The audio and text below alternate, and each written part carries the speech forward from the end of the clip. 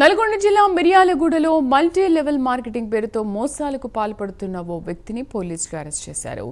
నిందితుడి వద్ద నుంచి 11 టీవీలు, 7 వాషింగ్ మిషన్లు, 8 స్కూటర్లు, ఒక ఐఫోన్, ఒక కారును స్వాధీనం చేసుకున్నారు. పలు జిల్లాల్లో చైన్ సిస్టమ్ మార్కెటింగ్తో నాసీ రకం వస్తువులు విక్రయించారని బాధితులు పోలీసులకు ఫిర్యాదు చేశారు. ఈ మేరకు ఎథెరియల్ ఎంఫర్ ఎల్ఎల్పి సంస్థ నిర్వాహకుడిని అరెస్ట్ చేశామని డీఎస్పీ రాజశేఖర్ రాజ్ తెలిపారు.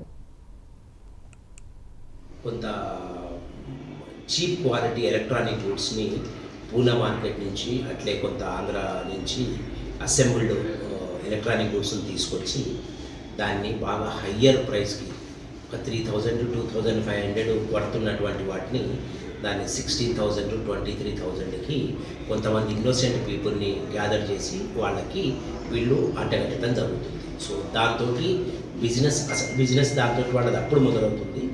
ఆ తర్వాత ఎవరైతే కస్టమర్లు ఫస్ట్ వీళ్ళ దగ్గర ఒక 23,000 to 16,000 స్లాబ్స్లో మెంబర్షిప్ తీసుకొని ఎలక్ట్రానిక్ గూడ్స్ కొనుక్కుంటారో చీప్ ఎలక్ట్రానిక్ గూడ్స్ వాళ్ళకు ఒక ఐడి క్రియేట్ చేసి ఆ తర్వాత వాళ్ళు వేరే సభ్యుని జాయిన్ చేయించాలి.